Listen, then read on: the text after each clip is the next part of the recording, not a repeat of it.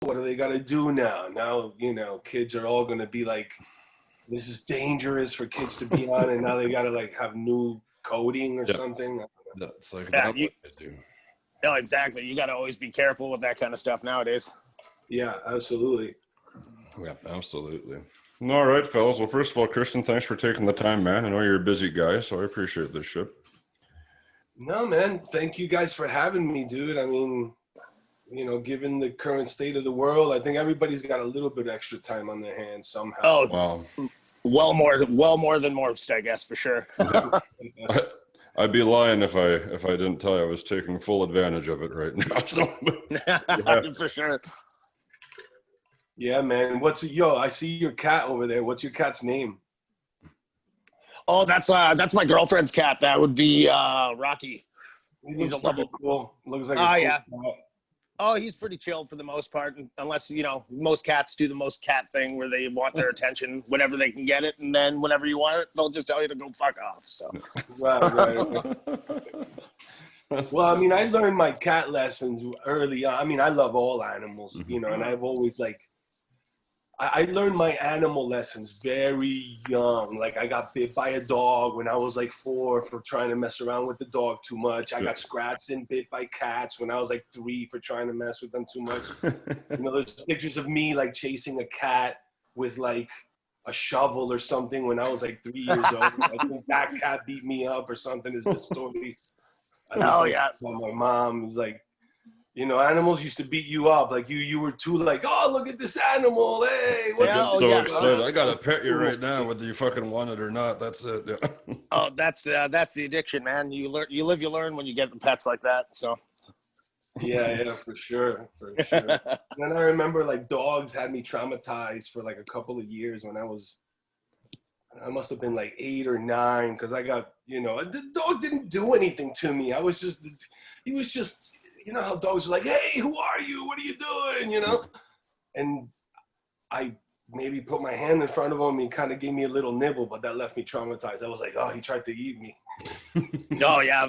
Everyone's had those scary encounters. I'm definitely that dude at the party that if I see the animal, I'm probably going to be more attentive to the animal than the people. So. Yeah, same. Yeah, man. I don't know. Man. I've never had a problem with big dogs like pit bulls and shit like that, but I had like a fucking Cocker Spaniel like bite my face. They're just dicks. Oh, really? Those little fucking bastards, man. Oh, yeah, and they're little chirpers, man. They're aggressive, dude. Pit bulls are sweet, man. Yeah. I used to have a pit bull. Nice. She was always sweetheart, just wanted constant love, nonstop. Oh, yeah. Attention, come on. Love me, you know. Yeah, that's the only thing with some big dogs. If they have a lot of energy and they want a lot of attention, it could be overwhelming almost, you know. Oh, for sure. 100%. Well, fellas, shall we just get started? We won't take up too much of your time here, my friend. We'll just get going. So first of all, meat and potatoes. That's right. So thank you very much. Thank you, Cristian, for coming on here tonight. We're at the Limbo podcast out of Canada. We've got Cristian Machado here. I'm fucking pumped. You got a new single out, Die Alone. It's your first solo effort of an album, I believe. Is that right? First solo effort of an album, first acoustic album. It's like a total 180. I'm throwing on people, but I think the songs are dark enough to where some people should understand what it is they're trying to say. For sure. It's not for everyone, though. I do realize that, you know, it's not like a moshing thing or. Yeah. No, for sure. But even in your older music, even with your clean vocals and all, you could always kind of tell that you could always have gone that direction too, right? So you're a great clean vocalist, at least. So I'm definitely excited to hear the rest of the album. That's for sure. 100%. Well, thank you. Still learning, man. You know, I mean, it's, you know, being a vocalist, you still learn every day. You still learn like, oh, I could have written that, or I could have written that, or this goes over this differently. And, you know, I guess that's the fun element of trying to just stay creative. Your mind is constantly searching for music so much that you're not searching for the other bullshit, you know? It's like and especially the older you get, you start to compartmentalize your mind and you're like, all right, well, there's only 2 things I need to worry about, okay? Maybe it's family and music, but that's all I have mind for. Yeah, exactly. Keep it simple as it goes. Right. But yeah, man, I mean, messed around with things like that in the past, and I guess this is just a way of presenting myself of how I envision myself more as a songwriter. I never, like, even in my old band, I never considered myself like, you know, Brandon Boyd from Incubus or something like that, or Maynard from Tool, who are like these, you know, just near perfected opera style voice or something that you would think of in rock. I just consider myself a good songwriter. I could write songs, I could sing, you know, but I never paid attention to my voice like that. At least until now, I never really started paying attention. And the acoustic project kind of forced that on me. Yeah, for sure. I knew that it would be a little bit more focused on the vocals. So I kind of, you know, I learned a lot from it. That is for sure. Right. Yeah, for sure. So what kind of sparked the 180 for you? Like, obviously we all know your old band, you guys are just fucking crushing shit. And now you kind of sit back and think, I'm going to flip the script a little bit. Was this something you always wanted to do? I think, you know, most of it, probably 99% of musicians would describe it as musical curiosity. Oh, for sure. Whether, and probably in anything you do in life. I mean, imagine you're a carpenter and you're used to building cabinets only one way. And then, you know, 5 years down the road, you see a different type of cabinet and you're like, oh, I've always liked those also, you know, and I think I can build one of those. Yeah. And it's really about just being inspired. I think there was some friends that were always supportive and encouraging me and like, hey, try different things, Christian, you know, like my friend Adasi and my friend Conrado, and also the guys in the band, like Diego and Aru, were always like encouraging, try different things, you know, you seem pretty stuck in one thing. I was always listening to different music. So partly it was, you know, my friends kind of giving me the courage to do so. And it was something I've always kind of wanted to do, but either didn't have the time or really the courage, or felt that it was just going to throw, you know, the whole band movement out of sync or something, you know, and it just felt the right time to do it was now. The label kind of approached me and said, have you ever thought about doing like a more stripped back kind of album? And I had been demoing acoustic songs, and I sent them a couple acoustic demos that I had, and they loved it. And it kind of grew from that, but it was really friends, you know, that supported me and encouraged me and said, yeah, you should do this, you know, this is something you could probably do and sound cool doing. Yeah.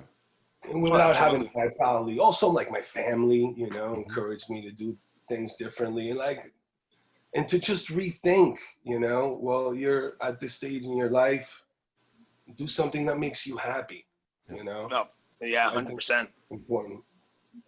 Yeah, that's the most important thing, man, for sure. So I loved, who came up with the concept for the video for Die Alone? Because I think that's just a fucking beautiful video. Like it's stripped back in a sense where, you know, it's you and your boys playing your thing, but it's beautiful. But then you have the female character and everything that goes on with her. Like, that's just fucking cool. Yeah, and I watched that thing like 10 times. Like, it's great. Oh, thank you. I crushed it 3 times today just to get all studied up for it. But yeah, it's a great video, man, 100%. Thank you. It's really, I think, just a simple video. I don't even know that we really had a theme until we all came together that day. We had like, the director, Anthony, and I kind of like had a written down thing of what the actress could be doing, you know. We had like different scenarios, if you will, or, you know, in our minds we figured, well, if we get 6-7 scenes of something emotional and things occurring, maybe we'll have something. And to be honest with you, man, it was such an obstacle trying to shoot a video during the middle of COVID closures. Oh, 100%. It was like it was so complicated. I mean, nobody wanted to get hired, and, you know, it was, even studios were like, didn't want to open to book anyone. The obstacles were tough, you know. Makeup artists didn't want to touch people. It was crazy. Yeah, we live in strange times. Yeah, but the label was just like, oh, but, you know, I mean, we can't pushing off shooting the video, and I felt exactly the same. We kept thinking, oh, well, maybe next month or next week the studios will open. And then once we were able to book everyone, none of the prop houses were open, so we had to go and buy all the props you see. We had to buy them. Holy shit! You know, like the light and the table and chairs. Thank God it wasn't a lot, and thank God in our minds we were like, we're gonna do a simple video. It doesn't have to be. There doesn't have to be like an explosion or a car crashing or anything. Oh, for sure. The old DIY. Yeah, and I was blessed that the budget fit accordingly. Obviously, in today's world, most labels, they're not into spending a ton of money on videos and stuff like that, unless you're somebody like Rammstein or a huge artist, and they'll throw a lot of money on a video. But if you're a theater artist, there isn't like this spend a ton of money on a video thing, Right. Labels know that they don't fully recoup on marketing, promotional stuff like that. So they're very, like, hey, we can't go too overboard on what we're spending. Well, it's just interesting how you see the decline from even like early 2000s for when I started listening to El Nino. You guys, out there on the road all the time, just getting pushed over. And now it's like, yeah, especially during COVID. But I think even without COVID, everything's just fucking in the toilet for the music industry these days. I mean, little by little, for sure. Do you think it's streaming that caused that? Nobody going to shows, or what the hell's going on? It was all about physical sales, and now it's anyone's guess. Yeah, truth. I mean, it does it makes me wonder. I wish I really knew. I know that there was a time where when digital things didn't exist, we seemed to have some kind of fascination with physical existence of things, like having albums was awesome. And some people are going back to like having a fascination with the vinyls and stuff like that. But yeah. I think somewhere along the line, digital became cool, and we all kind of were like, whoa, what's this? We don't have to have things. Everything could exist in the digital domain. Yeah. Rightfully so. I think we were at a time when everybody's looking at Earth and like we are polluting with all this plastic and stuff like that. And I mean, it probably started with that, but if we're really going to be honest, thank God I'm not tied to like any big, like I can say whatever I want about the industry and I don't really have to suffer any backlash unless it's the fans that are like, you shouldn't have said that about the music industry, But also the labels fucked it up, man. The labels fucked it up because when digital became digital and when digital started becoming something that musicians and labels could have used to promote and they themselves could have designed the platform or bought the platform and designed it from there. They saw no interest in it, and they thought it was like a joke and it was going to go away and what's this, They had so much stock in making money off of selling physical albums that they couldn't see beyond that. They were blinded to the fact that a fan would even consider having something that doesn't exist. Yeah. Physically, but but at the end of the day, music is that. Music is something you listen to, and there will be fans that somehow have a drive to like buy cool collectibles and stuff like that. But I don't think it's going to be everyone. Everybody's starting to live in smaller houses. Families are getting bigger, houses are getting smaller, money's shrinking, needs are growing, so the reality is that's the world we live in, and it's really up to artists to see what it is they could do, and music was never assured to make anyone rich, and I don't think real musicians ever got into it for that regardless. So I agree with you 100%. It comes down to just figuring it out, Is it more shows, more touring? What kind of shows? What kind of artists? But it's hard to push. It's hard to have that push. Yeah, exactly. But how do you? I guess you just have to go for T-shirts and shit then, because it's like if nobody's buying physicals, like you go to the merch table, you got your discography on one table, you got your shirts here, you got all your stuff. But nowadays, especially with COVID, never mind, nobody's doing shit. But even after COVID, when everything gets rolling again, what are you gonna say? People are gonna take their time to even realize, okay, yeah, maybe I feel safe going out, or maybe I feel safe being in a room with 2,000 people. Yeah. It'll take its time, man, for sure. I think the entertainment industry, the music industry right now could really grow on things like Netflix. You know, why aren't huge acts releasing documentaries with every album they put out? You know, that's a great idea. And the documentary could be about all the themes on the album, or it could be about the making of the album, or it could be about the struggles of the band members that were making the album. It could be about how they felt about the world when they were making, you know, it could really be anything, but at least that format is there. I know that there is something that could grow from that in the music industry, but the labels have yet to figure that out. Yeah, well, they've yet to realize, holy shit, we have a visual entertainment format here waiting for us to do whatever we want with it. Why aren't all their big artists putting out things like that? That's, when you think about it, that's a totally untapped market that you could easily bridge the gap. Yeah, because Netflix. Yeah, I mean, if I was a huge artist, honestly, I don't know that I'd keep releasing, you know, audio. Why aren't huge artists just doing Netflix documentaries with their music in it? Yeah. Why not? Or who knows? Or even why not Spotify just be able to have like access to video libraries and stuff like that too? Could grow into something like that down the line. I think that's where they're going with it, to be honest with you, especially having signed Joe Rogan recently. Yeah, for sure. It is going to bring video into its user interface with the Joe Rogan show, so that could change everything. For sure, especially with the lack of DVD sales and stuff nowadays, that could be an easy replacement for that, for sure. I was always the guy that bought physical stuff all the time. I had such a you CD and me both, collection. pal. Yeah, man. Well, me and you grew up. I still have stacks of CDs. Yeah, I don't use them at my mom's house, you know, because I'm too like ashamed to have them in my own house. I have them like don't look at them. I know. When I moved I used to live where Joey lives, but now I live in Ontario. When I moved, I literally had a treasure chest full of like calculated, like there was like almost 10 grand worth of CDs. I had to give them away. No one would buy them. It was insane. I had to give them all. I remember. It's sad. It hurt, man. It hurt to get rid of all that. There was a time where, like, if you had a lot of CDs and you didn't jump on selling them then, it was like 6 months later, nobody even wanted to look at them. I remember exactly. Both of you right now. I had one of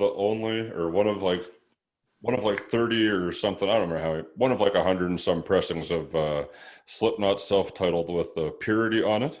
And I saw that shit was going on eBay for $500. Wow. And I didn't sell it in time, and now it's nothing.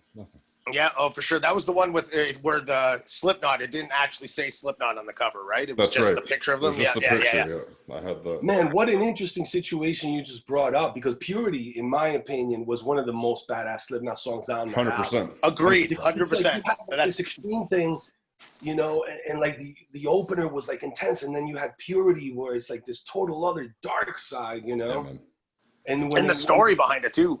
Yeah. Is that what the legal issue was over? That's because So it turned out the story ended up being it was actually an internet website, detective website, and it was a false story. But then somehow it got spun out through the old internet myth that this was a true thing, like this actually ended up happening, and then. Yeah, it turned out that it was just really just a big internet hoax by the end of it. So I think Corey Taylor said in an interview that they got it. The writer of the fake story came out and said, "It's a fake story. It's my story. You can't write." Yeah, wow. Something on those lines. Yeah, it was. But it's just like, totally fucked them over. Yeah, and they went through all that legal trouble for years, and then it finally got settled, and they were able to put it back on the album. I think on the re-release is what I'm pretty sure. The re-release, yeah. Maybe by then, you know, they took it off. They probably took it off the album. The guy realized, well, that's stupid for me to do because there is no money for me to make it if they take it off the album. Yeah. And then he said, look, just give me this and you just use it and do whatever. You can put it back on your album and redo everything. Yeah. Yeah. That was probably like, well, no checks are coming this way. Yeah, for sure. It's like back in the day when everything you read on the internet was real. Right. You mean it's not? It's still not? Yeah. Yeah, right. Yeah. Remember that? I mean, back in the day, it was almost like you had a duty to try to believe something if you read it on the internet, because in your mind you're like, this is the secret people on this thing telling us what's going on. Right. You know, and then once everybody had access to it, and then anybody could make a website now, and it's like, oh Jesus Christ, I mean, everybody's got their own conspiracy. Yeah, everyone's got their weirdo conspiracy theories, that's for sure. There's so I got a question for you guys. How do Canadians do with conspiracies? Like, are you guys as out of your mind as Americans with conspiracies? I'll answer first. I think anything's possible, but I don't believe half the shit I hear or see. Sure. I feel the same way. Like, I agree with Joey. I'm definitely willing to listen. Yeah, but you don't, like, what about you? You're an American, well, Brazilian, but you're in America now. But how's all this? Like, is COVID all a fucking conspiracy to throw the election and the mailing system and all this shit? Like, that's what I'm hearing from some people. And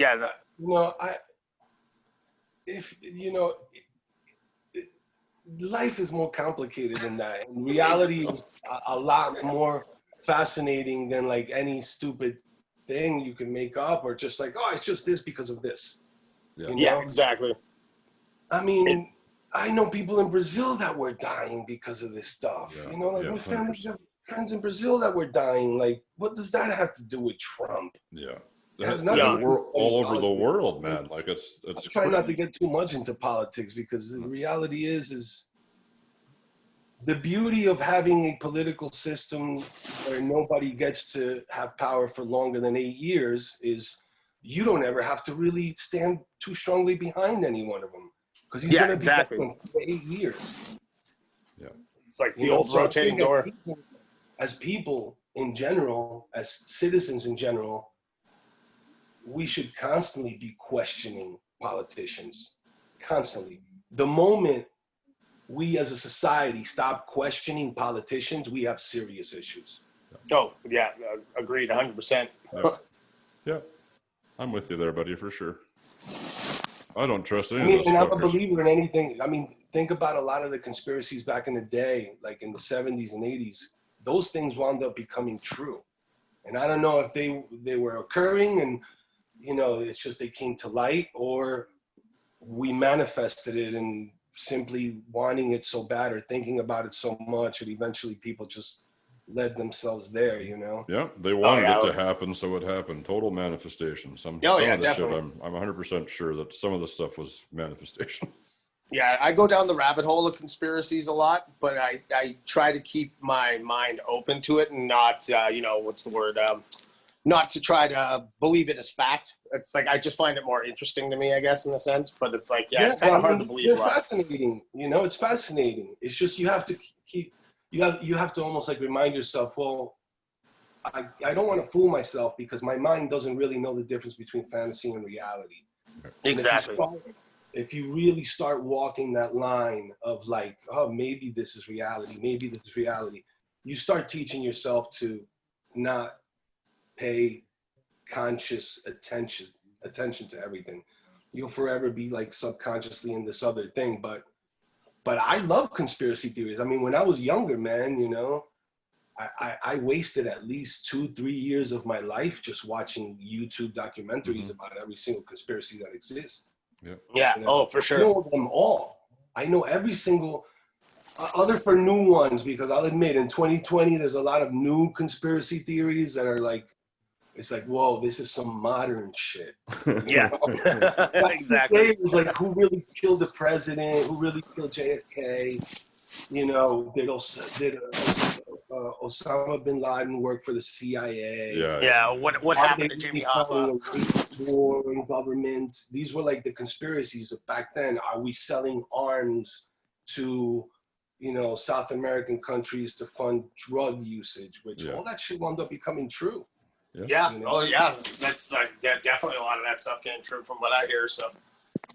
Well, didn't they just have another CIA plane have just an ass load of fucking cocaine on it that crashed recently? It was like a lot of cocaine. Oh, I haven't heard that. Where there will be a chance to do something that involves greed, somebody will always figure out a way to try to be greedy. Yeah. Yeah.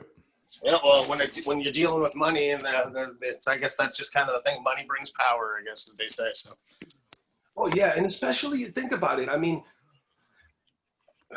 it's almost too easy. You know, it's almost too easy to get. Imagine you're a military personnel, and you work in Bogota, Colombia, okay? And you know these flights are leaving Bogota and they're going straight to, March Air Force Base in California. They're going directly here. And you know that they don't check the planes. And you know that, right outside the military base, you could get, I don't know, 10 pounds of cocaine for $100. I don't even know what it costs, but yeah, I mean, it's almost, imagine you got somebody else there telling you, hey, well, I do this all the time and it's nothing. Look at all this money I'm making from this, Yeah. And then that's where you kind of get it's the human nature of loving money and wanting to make money that kind of leads us there, because the opportunity is there. Yeah. They know they're not going to get checked, and they have the ability to get this product that is in high demand here, Oh, definitely. Yeah. Like Americans used to do it backwards to South America, man, but they wouldn't bring drugs into South America. You want to know what they bring? And I know this because my family used to back in the day be like, if you go to South America, you got to take Levi jeans. Oh. Because they're willing to pay like 3-4 times what they cost here over there. Oh, same with like Adidas sneakers or like a Mac computer. It's just they're doing it backwards. They're doing just different kinds of products down there. Oh yeah, for sure. Oh, for sure. Doing the old stuffing it into teddy bears and anything you can. Right. That's like more like old school, foundational mafia type. Yeah. Import, export. Yeah. All that stuff's fresh in my mind from that Netflix special. So the Levi jeans racket, yeah, for sure. Yeah, that's crazy, man. That's awesome. I love it. But I mean, our situation here in America is, it's humorous somewhat. I don't know how else to view it. I mean, friggin', you go into depression if you don't laugh about it. Yeah. Oh, for sure. Like this lockdown has gotten a lot of people bummed. Like I've used to think it was like a summer vacation, but after like a month of not working and sitting at home and being quarantined, you're just like, holy crap, I can't keep doing this. I'm so grateful to be back to work. So, and the notion of like not knowing when you're going to be able to. Yeah. It's a scary thought. Yeah, that's as scary as like being told you can't come out of your house. Yeah. Is being told, and we don't know when you can come out again. Yeah, that's like, whoa, man, holy shit. Yeah. Please stop. Yeah. Stop. Just let's all get it together, and let's try to get past this. I think is the right way to go about it. But it is scary, man. Oh yeah, it's like like an entire lifetime. I don't think. Well, I hope this doesn't have to happen again, but definitely is once in a lifetime. It seems, that's for sure. Though, if people don't start basically taking it seriously and doing what they're supposed to do to try to stop the spread, it's going to keep fucking coming, at least until they get a treatment or whatever. I don't know. Oh, exactly. Just comply. The deeper issue is the real scary issue is how much of the truth do we know?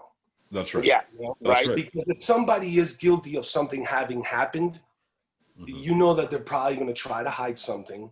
And the reality is that if we are to feel safe ever again as a society, because you're absolutely 100% right. This can't happen, dude. Think about the kids that are growing up now, economically, from 2001 to now, the economic depressions they have seen in not even 30 years. Yeah, right. Between the economic dive of 9/11, the 2008 economic dive, and now, I mean, we can't allow things like this to keep occurring, man. We really have to have some sense of safety for the youth or future generations. I mean, I don't know how, but I imagine it first has to come with what are the issues and admitting them publicly, and then getting to the core of then what is it? If it's messing around with viruses that did this, then we should probably stop that and just do it a different way. If it's eating animals, stop murdering that. them in a particular way that did this, then we should probably maybe stop that, Yeah. Because the problem with this, man, if it's animals, they've been warning about other shit too. They've been saying virus is going to come out of farm factories. Yeah.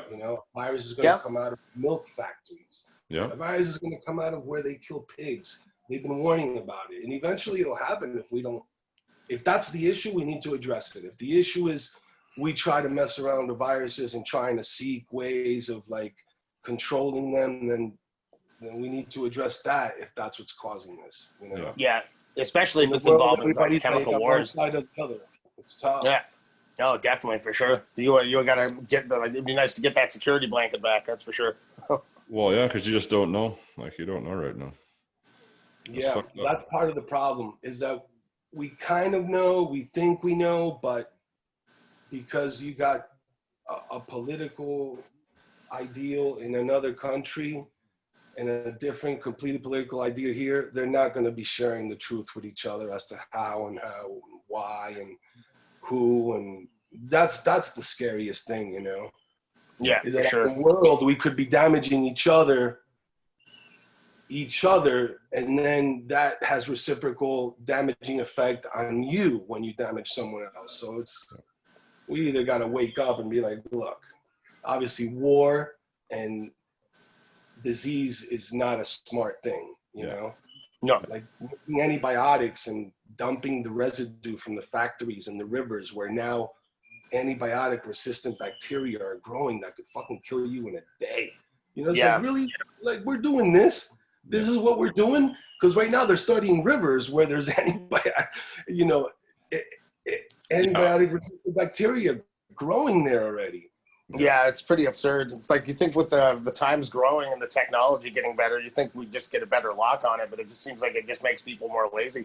Well, but it all comes down, guys. It all comes down to the fucking almighty dollar. And just 1 second here, Christian. I have about 5 minutes left on here, but I am willing to keep this going. I will just have to send you another Zoom invite, but I only have your manager's email address. Yeah, I'll send it to you right now. Could you DM me? Yeah, DM it on Twitter, and we'll keep it going, because I'm enjoying the hell of this conversation. Kevin, you're obviously welcome to keep going, buddy. Oh yeah, I'm in for the long haul. I had this. My co-host I used to have was paying for the full Zoom, so there was no time limit. But then, of course, he left me. So like, well, yeah, fair. I haven't broke the bank yet to pay for, but whatever. We'll keep it going. Yeah, anyways, definitely. it all comes down to money when you get talking about antibiotic resistant stuff, wherever they can dump their bullshit that's gonna be as right. If nobody's watching, it'll Yeah. save us money, kind of shit. Yeah. Exactly. Yeah. Oh yeah, for sure. Yeah, because to them it's all about the profit, man. We live in a world of profit, and I mean, I get it. Money still runs the world, but I guess it all comes back to that human greed nonsense, Mm-hmm. Well, if you're gonna make everything about money, then it could that in itself could be a crutch and an Achilles heel, Yeah. Mm-hmm. And I think that in a capitalist society, there's room for capitalism and safety also, and compassion, however it might be. Sure, if people are drug addicts and don't want help, then maybe those kind of people, you have to deal with them differently. Right. Oh yeah, for sure. You have to address it just seems like politics tug at each other so much that they don't want to address the real issues, because they use it to just tug at each other. Mm-hmm. Well, it's all it's all a fucking dog and pony show at the end. It's all one big distraction from everything. That's all it is. Yeah, for the most part. It could be, for sure. It's possible. Who knows? Yeah, exactly. Well, it's just like with all the stuff going on with the pandemic, and like I guess I don't know how familiar you guys are with the whole Epstein thing, but it's just like how that gets zero coverage. But it's just like, that's a conspiracy that I might say I might kind of be involved in the most. But it's just like, hearing just like the media just kind of generally ignores stuff. It's just kind of crazy to me how things like that can just get overlooked. But I guess that's media. I guess it's whatever they kind of do to kind of spread panic. Yeah, and that was one interesting thing I saw online. It was like, well, isn't isn't it interesting that the people that spread the fear also peddle the cure? You know? Yeah, exactly. Well, Yep. That's the irony of politics. You know, that it's almost like that's what allows it is when capitalism and politics are in bed together, we're getting this. That's what we're getting, media and fear. Yeah. You know, kind of like trying to carve people's mentality is what it is. That's what the scary thing is too many people are, maybe when you first get into like conspiracy theories, you believe all of them, and that's what we're seeing now. Yeah. There's a lot of new people, you know, and they're not like on to conspiracies, and they haven't had the experience to just like believe a bunch of them and then realize they weren't true. So then, you know, you kind of shed a little bit of that skin and realizing, okay, well, I believed that and that wasn't true. So that was a little silly. Yeah, exactly. But now, well, you can always fact check too. Yeah, and you know that, and I don't know, man. We live in such a world that the fact checking itself is scary, because who is doing the fact checking now? Yeah, see, that's the questionable thing. Is like, yeah, exactly. It's just you gotta take people's word for it until you find like a credible source. But what is credible sources nowadays? I guess. Yeah, exactly. Because it seems like everybody has a special interest politically in one way or another. Yeah, they're all getting their pockets lined. In today's world, it's almost like safer when you make like a friend to be like, hey, to ask them straight up front, like, hey, you do criticize politics still, right? Yeah. All politicians evenly, like, hey, you criticize all politicians evenly, right? Yeah. It's almost like not one or the other. It's down the board. Fuck them. Yeah, down the board, all of them with special interest, and all of them are crooked. Every single one of them. 100%. There's not one politician that hasn't done one, and if they didn't do it in politics, they did it in business. Well, you know, they died, or you know, if JFK was supposed to be the savior, well, he sure didn't. He didn't have a fair shake at it, you know, or whatever. Yeah, no, exactly right. Anybody that's trying to make a change is going to be taken out. Though, so there's Martin Luther King, all that, you know, all that stuff, all fucking Malcolm X, all this shit, all gone. As history states, the opposition definitely thrives on the division. Yeah, 100%. That's what's crazy about it. Maybe people eventually will slumber out of this stuff, and people themselves will, like, I'm starting to see a lot of people now at least starting to question politics in general. That's good. Oh, for sure. It's starting at a small group, but because most of the people are still on one side or the other. But I do see a small group of people that are starting to now open their eyes up to the bi-party political system is a shit show. Yeah. Oh, 100%. Like both sides. They groom the candidates out of their own fucking tunnels.